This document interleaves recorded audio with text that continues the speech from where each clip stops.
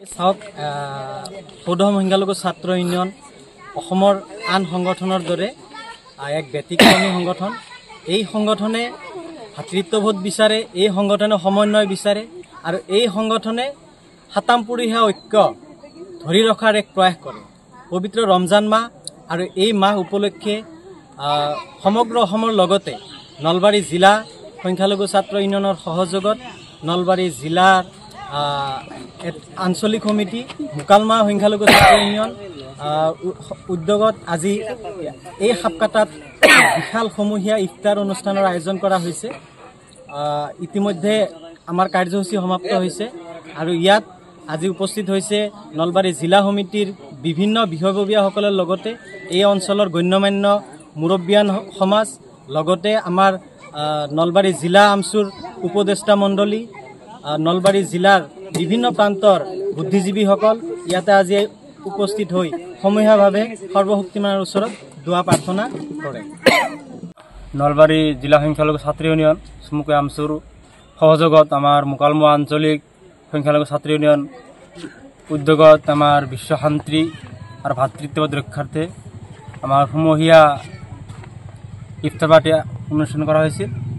এই অনুষ্ঠানত আমি সমগ্ৰ বিশ্বৰ লগতে অসম তথা ভাৰতবৰ্ষৰ মানুহৰ মাজত শান্তি, ভাতৃত্ববোধ আৰু একতা গঢ়াৰ লক্ষ্যৰে আমি এই ইফতাৰ পাৰ্টিটো অনুষ্ঠান কৰিছোঁ।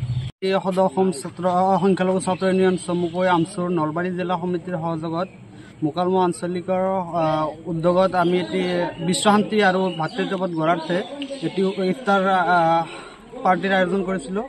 উক্ত অনুষ্ঠানত উপস্থিত থাকে নলবাৰী জিলা সমিতিৰ সভাপতি মাননীয় মহিদুল ইছলাম ডাঙৰীয়া, লগতে সমূহ বিষয়ববীয়াৰ লগতে আমাৰ অঞ্চলৰ ৰাইজ। এই অনুষ্ঠানত যথেষ্ট সঁহাৰি পাইছোঁ ৰাইজৰ আৰু বিশ্বত সকলো মানুহৰ মাজত মিলা প্ৰীতি বৃদ্ধি হওক তাৰে কামনা কৰি এই অনুষ্ঠানটো আয়োজন কৰিছোঁ। আজিৰ অনুষ্ঠানটো খুব ধুনীয়া লাগিছে। মোৰ ফালৰ পৰা মই নলবাৰী জিলা আঞ্চল সমিতিৰ ধন্যবাদ জনাইছোঁ। ভাতৃত্ববোধ গঢ়াৰ কাৰণে যি অনুষ্ঠান আয়োজন কৰিছিলে মানে মানুহৰ খুব সমাগম ইয়াত দেখিবলৈ পাইছোঁ আৰু অনাগত দিনত এনেকুৱা ভাল কাৰ্যসূচী ল'বলৈ মই আমচু সংগঠনক মই আন্তৰিক অভিনন্দন জ্ঞাপন কৰিছোঁ। চাওক সৌধ সংখ্যালঘু ছাত্ৰ ইউনিয়ন অসমৰ আন সংগঠনৰ দৰে এক ব্যতিক্ৰমী সংগঠন।